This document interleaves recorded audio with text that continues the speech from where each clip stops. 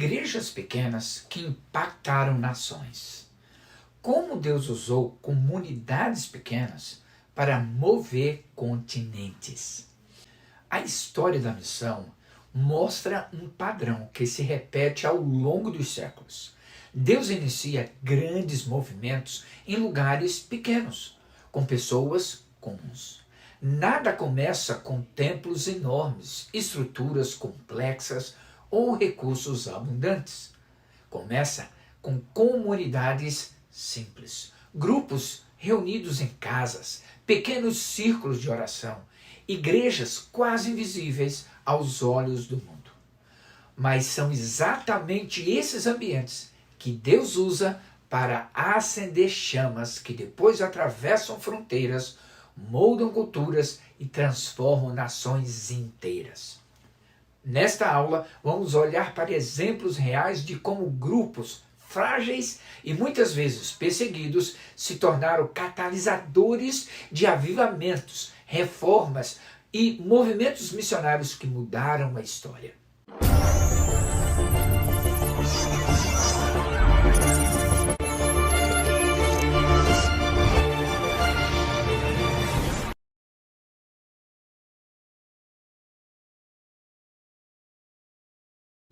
A força nunca esteve no tamanho, mas na obediência, na visão e na disposição de serem enviados. É assim que Deus sempre operou e continua operando hoje. Antioquia, a pequena igreja que enviou ao mundo de Atos 11 e 13. Não nasceu de apóstolos, nasceu de crentes anônimos. Começou num ambiente multicultural.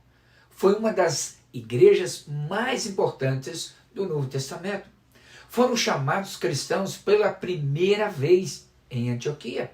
Teve reavivamento através de Barnabé. Paulo levou Barnabé. Tinham profetas e pessoas sendo enviadas. Obedeceram ao Espírito Santo e enviaram os melhores para o campo missionário. Paulo fez de Antioquia a sua igreja mãe. Tornou-se a primeira grande base missionária da história. Porque impactou nações. Enxergou os gentios como parte do plano de Deus. Desenvolveu líderes locais rapidamente. Quem não planeja, planeja o seu fracasso. O Espírito Santo dirigia as decisões. Tinha vida com Deus, Bíblia e oração. Enviou Barnabé e Paulo para o campo, mudando a história do Evangelho. O princípio não importa de onde começamos, mas para onde estamos dispostos a ir. Morávios, homens que trouxeram o avivamento que alcançou o mundo. No século XVIII, um dos movimentos missionários mais impactantes da história começou de forma improvável, com apenas algumas dezenas de refugiados vivendo em uma pequena comunidade chamada Herrnhut, no leste da Alemanha. Eles eram os morávios, descendentes espirituais da antiga igreja dos irmãos da Boêmia.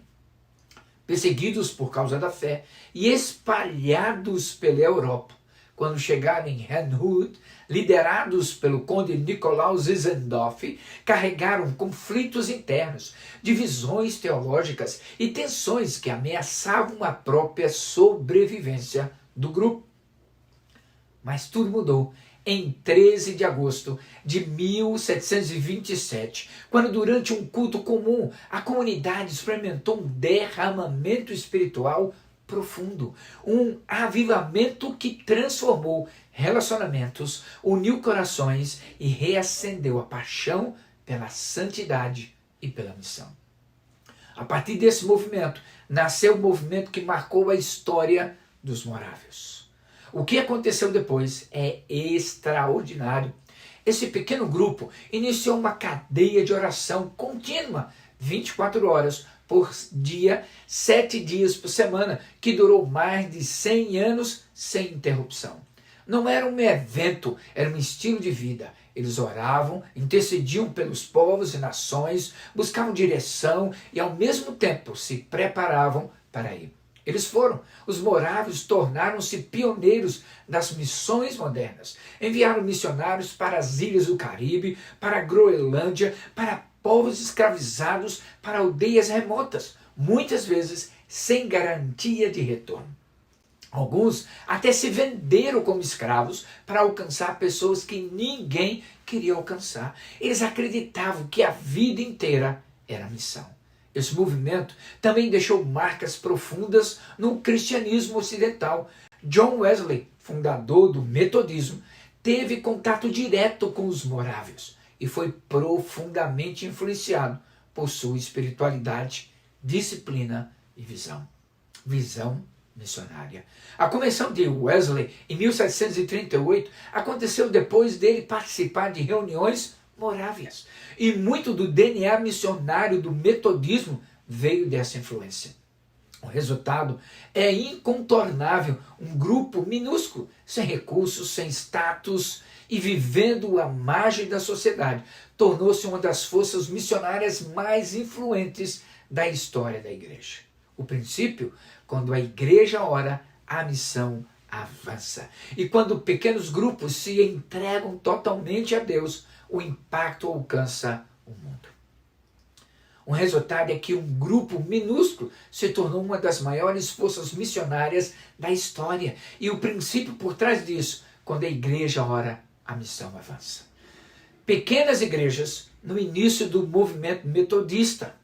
As pequenas igrejas e grupos que marcaram o início do movimento metodista no século XVIII eram muito diferentes de estruturas eclesiásticas e grandes complexos. John Wesley entendeu que para haver transformação espiritual profunda era necessário criar ambientes pequenos, simples e extremamente intencionais. Foi assim que surgiram as classes e bandas metodistas.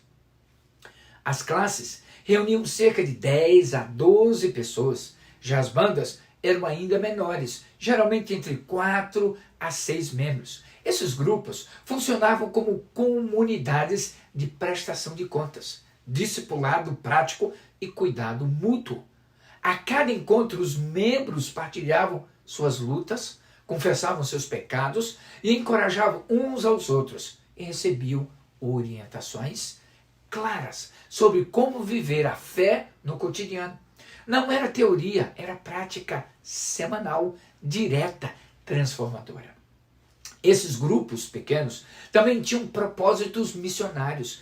Eles não apenas discipulavam, mas enviavam. Muitos dos primeiros pregadores leigos metodistas surgiram justamente dessas reuniões. Homens e mulheres simples, treinados na vida devocional, que passaram a ensinar outros e expandir o movimento para aldeias, cidades e regiões rurais da Inglaterra. O crescimento aconteceu mesmo em meio à forte oposição. O metodismo nasceu em contexto de crise, desemprego, tensões políticas, moralidade em queda, violência, hostilidade das igrejas estabelecidas e perseguições constantes contra pregadores itinerantes. John Wesley e seus companheiros foram agredidos, expulsos de paróquias e muitos encontros precisavam acontecer ao ar livre. Ainda assim, as classes e bandas continuaram firmes e multiplicando-se. O que sustentou esse avanço? Disciplina espiritual. Não havia estruturas grandes, recursos abundantes ou templos impressionantes. O que havia era uma rotina séria de oração, confissão, estudo bíblico e compromisso com a santidade do coração e da vida. A força do movimento metodista não estava no tamanho das reuniões, mas na qualidade da formação espiritual. O princípio, a força não estava no tamanho, mas na disciplina espiritual. Pequenos grupos, quando discipulados, disciplinados e focados, tornaram-se motores da renovação e missão. Não é o tamanho da igreja que determina seu impacto, mas a profundidade do seu compromisso com Cristo e com a vida em comunidade. Coreia do Sul. Crescimento que começou em casas. Como começou? A história do crescimento da igreja na Coreia do Sul é um dos exemplos mais marcantes de como movimentos poderosos podem nascer de começos pequenos. No fim do século XIX, início do século XX, o cristianismo no país era extremamente frágil. Haviam poucos convertidos e uma oposição intensa, tanto do confucionismo tradicional quanto de governos hostis. Missionários como Horace Wonderwood e Harry Appelzer chegaram ao país em 1885, começaram praticamente do zero, enfrentando desconfiança, pobreza extrema e uma sociedade fechada às novidades religiosas. Mesmo assim, algo começou a acontecer. E não em grandes templos, porque eles não existiam. O movimento ganhou força dentro das casas. Pequenas reuniões, células familiares e grupos de estudo bíblico tornaram-se o motor do crescimento. Esses grupos proporcionavam acolhimento, ensino consistente e um senso profundo de comunidade. Era discipulado no nível mais simples e prático possível. Com o tempo, esses pequenos encontros passaram a multiplicar-se rapidamente. A ênfase na oração, especialmente nas vigílias, conhecidas como oração da alvorada, moldou a espiritualidade coreana. As igrejas também abraçaram práticas intensas de jejum e uma paixão profunda por missões. A combinação de simplicidade, favor espiritual e compromisso com a multiplicação tornou-se uma marca nacional.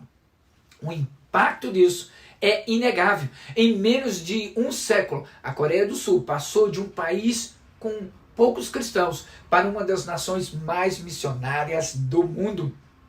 Igrejas que nasceram em salas pequenas, com grupos de poucas pessoas, hoje enviam missionários para dezenas de países. O DNA de pequenos grupos transformou-se numa cultura nacional de envio. O impacto. Em um século, tornaram-se uma das nações mais missionárias do mundo. Pequenas igrejas multiplicadas criaram uma cultura nacional de envio. O princípio por trás disso, crescimento sustentável, não nasce de estruturas grandes, mas de ambientes pequenos, saudáveis e comprometidos. Foi assim que o movimento começou em casas simples e se tornou uma força global em missões. China, o avivamento subterrâneo no século XX. No século XX, especialmente após 1949, quando o regime comunista assumiu o controle da China, o cristianismo entrou em um dos períodos mais difíceis da sua história. Igrejas foram fechadas, missionários expulsos, líderes presos e qualquer expressão pública de fé passou a ser rapidamente e rigidamente controlada. Do ponto de vista humano, tudo apontava para o desaparecimento da igreja chinesa. Mas aconteceu exatamente o contrário. Sem templos, sem instituição e sem qualquer liberdade religiosa, os cristãos começaram a se reunir secretamente em casas, celeiros, porões e até no campo durante a madrugada. Esses pequenos grupos, conhecidos como igrejas domésticas, tornaram-se o coração do movimento. Eles eram simples, totalmente informais e organizados ao redor de 3 pilares: oração intensa, discipulado profundo e liderança leiga. Porque pastores formados eram raros e muitas vezes perseguidos. Durante a Revolução Cultural, 1966 a 1976, a pressão aumentou ainda mais. Bíblias foram destruídas e muitos cristãos enfrentaram prisões, torturas e trabalhos forçados. Mesmo assim, as igrejas subterrâneas continuavam a se multiplicar. sem prédios e sem recursos. Eles dependiam apenas de encontros discretos, comunhão fraterna e um compromisso radical com o Evangelho. Ao final do século, o resultado surpreendeu o mundo. Pesquisadores como David Aikman e o Centro para Estudos Globais do Cristianismo estimam que de alguns milhões de cristãos no início do regime comunista, a igreja chinesa cresceu para dezenas de milhões, tornando-se um dos maiores movimentos cristãos da história recente. Mesmo sendo quase invisível aos olhos humanos, aos olhos do mundo, a força desse avivamento não veio de estruturas, mas de pequenas comunidades resilientes, centradas em Cristo e movidas por uma fé que não dependiam de liberdade externa para florescer. O resultado, o avivamento subterrâneo da China se tornou um dos maiores e mais profundos movimentos cristãos da história, provando que a igreja cresce quando a fé é vívida, com convicção, simplicidade e coragem. O princípio por trás, quando a igreja é impedida de crescer para cima, ela cresce para dentro e depois explode para fora. Conexão com a igreja local hoje. Quando olhamos para a história da igreja, seja o metodismo na Inglaterra, ou o crescimento na Coreia do Sul, ou o avivamento subterrâneo na China, uma verdade se repete. O tamanho nunca foi o problema. Deus nunca dependeu de grandes estruturas para gerar grandes transformações. O que definiu o impacto em cada uma dessas histórias foi sempre a mesma combinação: visão clara, obediência diária e disposição para enviar pessoas. No movimento metodistas, grupos de 10 pessoas mudaram o rumo espiritual de uma nação. Na Coreia do Sul, pequenas reuniões familiares criaram uma cultura missionária que hoje alcança o mundo. Na China, igrejas domésticas escondidas em casas, galpões, sem prédio, sem recursos e sob ameaça constante, tornaram-se um dos maiores movimentos cristãos modernos. Nenhum desses contextos favorecia crescimento, mas todos eles tinham convicção, foco e uma fé que se expressava em missão. Esses exemplos históricos ajudam a lembrar a igreja local de hoje que missão não depende de escala, mas de direção. Uma igreja pequena que ora, discipula e envia pode ter mais impacto do que uma comunidade grande que apenas mantém atividades. O fator determinante nunca foi estrutura, sempre foi propósito. Quando uma igreja local assume a responsabilidade de formar discípulos e participar ativamente da missão de Deus, ela se torna um ponto de luz. E Deus espalha esses pontos como sementes ao longo da história. Casas simples, grupos pequenos e comunidades anônimas, todas usadas para transformar bairros, cidades e até nações inteiras. O passado mostra isso de forma nítida e o presente confirma. Igrejas comuns com pessoas comuns podem gerar movimentos incomuns quando colocam a missão no centro de tudo. A pergunta: a sua igreja já entendeu que ela pode ser Antioquia para alguém? Conclusão e desafio final. Deus não espera uma igreja grande para iniciar uma grande obra. Ele espera um coração disponível, onde houver fé e oração e disposição para enviar. Ali começa um movimento que pode alcançar o mundo. O desafio: o que a sua comunidade precisa ajustar hoje para se tornar uma igreja que envia e impacta. Que Deus te abençoe.